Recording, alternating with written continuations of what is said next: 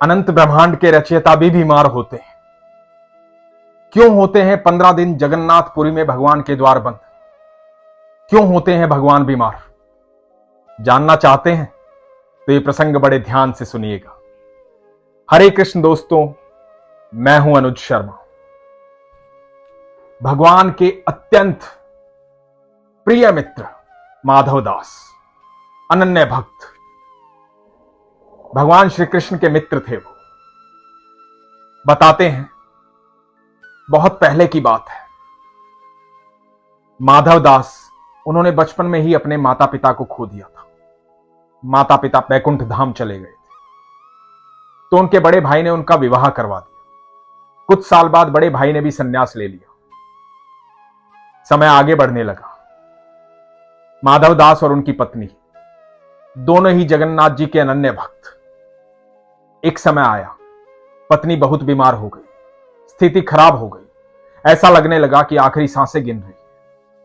माधव दास रोने लगे। माधव दास ने अपनी पत्नी से कहा कि क्या तुम भी मुझे छोड़कर चली जाओगी?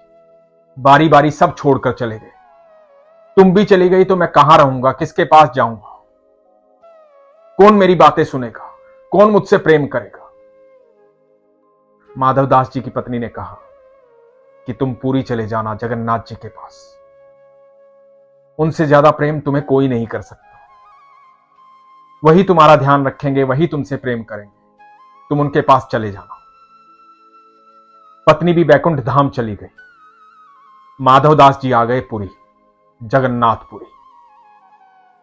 भगवान जगन्नाथ के अनन्य भक्त, भगवान की सेवा करते थे, भगवान का नाम जाप करते थे, आराधना करते थे। दिन रात सुबह शाम सिर्फ जगन्नाथ जी से बातें करते थे। वही उनके मित्र थे, वही उनकी पत्नी, वही उनके दोस्त, वही पिता, वही माता, सब रिश्ते वही पूर्ण हो जाते थे। सिर्फ जगन्नाथ जी। सारा दिन जगन्नाथ जी से बातें करते रहते थे। अपनी एक कुटिया में रहते थे और किसी से कोई रिश्ता नहीं, सारे रिश्ते जगन्नाथ जी से। भगवान के प्रिय मित्र थे। बताते हैं कि भगवान ने कई बार उनको दर्शन दिए थे। भगवान उनसे बातें करते थे। धीरे धीरे समय बीतने लगा। माधव दास जी बूढ़े हो गए, बीमार पड़ गए, उल्टी दस्त लग गए, हालात खराब हो गए। भगवान को भोग नहीं लगा पा रहे थे, स्नान भी नहीं कर पा रहे थे।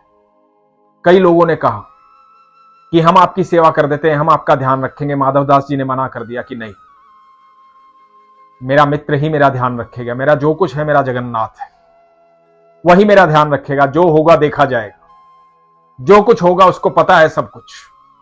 मुझे कोई चिंता नहीं है, इसलिए किसी की सेवा की आवश्यकता नहीं। मैं किसी को परेशान नहीं करना चाहता। किसी को परेशान नहीं करते थे। बीमारी अत्यधिक बढ़ती जा रही थी। उल्टी दस्त रुकने का नाम नहीं ले रहे थे। शरीर में कमजोरी बढ़ रही थी। भगवान की सेवा करना तो दूर, भगवान का नाम जाप भी नहीं कर पा रहे थे। शरीर साथ नहीं दे रहा था। कमजोरी में एक दिन बेहोश हो गए। बेहोश होकर के अपनी चारपाई में पड़े हुए। अड़ोस पड़ोस में किसी को नहीं पता माधव दास जी बेहोश है।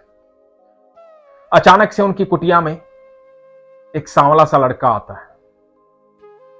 मोटी मोटी आंखों वाला, घुंघराले बालों वाला, बड़ा सुंदर, मनमोहक। आकर के माधव दास जी की सेवा करता है। माधव दास जी के लिए खिचड़ी बनाता है। माधव दास जी को जब होश आता है तो माधव दास जी देखते हैं कि ये बालक कौन है। जब बालक पास आकर के बैठता है, सर पर हाथ रखता है, तो पहचान जाते हैं। बोलते हैं कि ठाकुर आप, मेरे जगन्नाथ आप यहां? तो बालक कहता है कि हां माधव, मैं यहां, मैं तुम्हारी सेवा करने आया हूं। अब तुम चिंता मत करो, तुम्हें समय पर भोजन मिलेगा, तुम्हारे शरीर की मालिश होगी, तुम्हारे स्वास्थ्य का मैं ध्यान रखूंगा। तुम कोई चिंता मत करो, घबराओ मत, अब मैं आ गया हूं। माधव दास जी ने कहा कि प्रभु आप मेरी सेवा करेंगे? अनंत ब्रह्मांड आपकी सेवा करता है, आप मेरी सेवा करेंगे? प्रभु नहीं, ऐसा मत कीजिए, ऐसा मत कीजिए प्रभु, आप मेरी सेवा मत कीजिए। वो बालक बोलता है कि माधव, सारा जीवन तुमने मेरी सेवा की, सारा जीवन सारे रिश्ते मेरे साथ ही पूर्ण किए, सब बातें मुझे ही बताई हैं, हर पल हर क्षण मेरे साथ ही रहे हो, मुझे भोग लगाया है, मुझे स्नान करवाया है, मेरी आराधना की है, मेरा नाम जाप किया है। अब जब तुम्हें सेवा की आवश्यकता है तो मैं क्यों ना करूं तुम्हारी सेवा। अब मैं तुम्हारी सेवा करने आया हूं, मैं तुम्हारी सेवा करूंगा।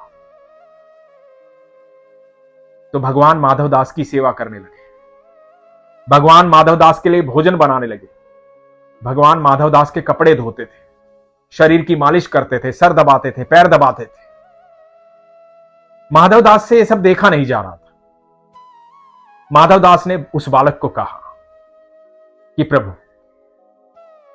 एक बात बताइए, आप तो अनंत ब्रह्मांड के रचयिता हैं, सारी सृष्टि में कण कण में विद्यमान है, सारी सृष्टि आप ही की वजह से चल रही है, आप ही की ऊर्जा से चल रही है, आप जो चाहे कर सकते हैं, आप मेरी सेवा क्यों कर रहे हैं? आप चाहें तो मुझे स्वस्थ भी कर सकते हैं, मुझे रोग मुक्त कर सकते हैं, मुझे ठीक कर सकते हैं, तो आप मुझे ठीक कर दीजिए ना। वो बालक मुस्कुराया। उस बालक ने कहा कि माधव, ये तेरे कर्मों के प्रारब्ध है, तेरे कर्मों के प्रारब्ध तुझे ही काटने होंगे। मैं किसी के कर्मों में और उसके प्रारब्ध में हस्तक्षेप नहीं करता, लेकिन तू मेरा प्रिय भक्त है, तूने जीवन भर मुझे भजा है, इसलिए तेरे प्रारब्ध में साथ देने के लिए मैं तेरे पास आ गया हूं। इसलिए तू चिंतित मत हो, परेशान मत हो, दुखी मत हो, तेरे प्रारब्ध में मैं तेरे साथ खड़ा रहूंगा। तू चिंता मत कर, मैं तेरी सेवा करूंगा, तेरे प्रारब्ध काटने में मैं तेरी मदद करूंगा, क्योंकि तू मेरा प्रिय भक्त है। माधवदास बोले कि प्रभु, आप मेरे प्रारब्ध खत्म नहीं कर सकते। तो बालक ने कहा कि नहीं, यदि मैंने तुझे इस जीवन में मुक्त कर दिया तो ये प्रारब्ध काटने के लिए तुझे अगला जन्म लेना पड़ेगा, फिर से प्रारब्ध काटने पड़ेंगे, और मैं नहीं चाहता कि इस जन्म के बाद तेरा कोई और जन्म हो। मैं चाहता हूं तू मेरे साथ वैकुंठ में वास करे, इसलिए इस प्रारब्ध को यहीं पर खत्म करना है। तो माधवदास बोले कि भगवान, मुझे बहुत पीड़ा हो रही, ये दर्द असहनीय है, मुझसे ये दर्द सहा नहीं जा रहा है। वो बालक मुस्कुराया। बालक ने कहा कि तू चिंता मत कर माधव, तेरे प्रारब्ध के 15 दिन बाकी हैं, तू बैकुंठ जा और ये 15 दिन मुझे दे दे।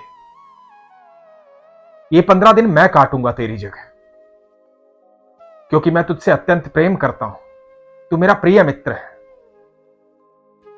भगवान ने ऐसा कहा और माधवदास ने अंतिम सांस ली। माधवदास बैकुंठ चले गए और बाकी बचे 15 दिन के प्रारब्ध स्वयं भगवान ने माधवदास की जगह बीमार होकर के काटे। तब से लेकर आज तक यह परंपरा चलती आ रही है। साल में एक बार जगन्नाथ भगवान जी स्नान करते हैं, 15 दिन बीमार रहते हैं।